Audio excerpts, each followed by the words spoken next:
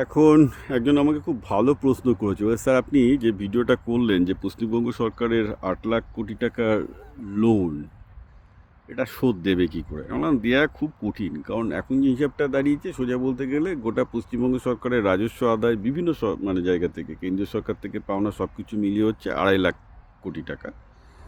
এর মধ্যে 1 লাখ কোটি টাকা তাকে শুধু সুদ হিসেবে দিতে হয়, আসলটাও না।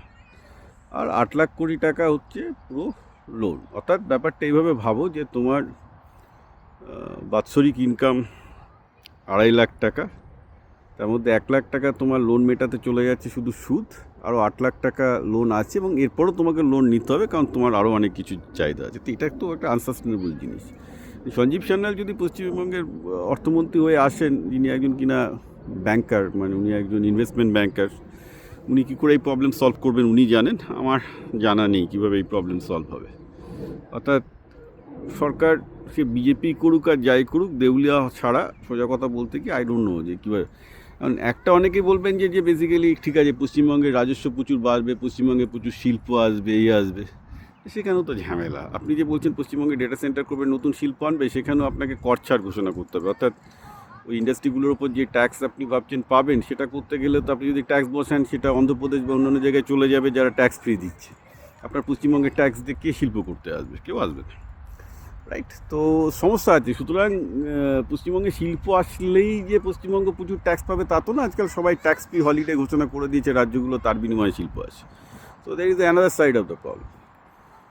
তো তাহলে রাজস্বটা বাড়বে কোত্থেকে? রাজস্ব আদায়ের একটা ছিল যে ধরুন মদ খাওয়া থেকে শুরু করে এই মাংস টাংসের উপর যেসব কর, তো বিজেপি তো সেসব ব্যাপারে খুব রেস্ট্রিকটিভ। তৃণমূল সরকার অ্যাটলিস্ট একটা ভালো ছিল, যে এটা মাতালদের সরকার ছিল, যত খুশি মানে কি বলতো, মানে মদের দোকানের লাইসেন্স করে গেছে, মানে পশ্চিমবঙ্গের মাতালদের যেভাবে তৃণমূল সরকার খুশি করে গেছে বলার নেই। রাস্তাঘাটে পশ্চিমবঙ্গে একটা করে মালের দোকান, কারণ সেখান থেকে সরকারের কিছু ইনকাম হতো।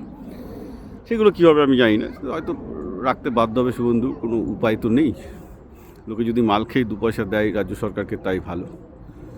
তো পশ্চিমবঙ্গ সরকারের সোর্স অফ ইনকাম কী হবে? নতুন ইন্ডাস্ট্রি আসলে আমি আবার বলছি সোর্স অফ ইনকাম হবে না, কারণ ট্যাক্স হলিডে দিয়েই তাদেরকে নিয়ে আসতে হবে, আদারওয়াইজ কেউ আসতে চাইবে না। It is very difficult, right?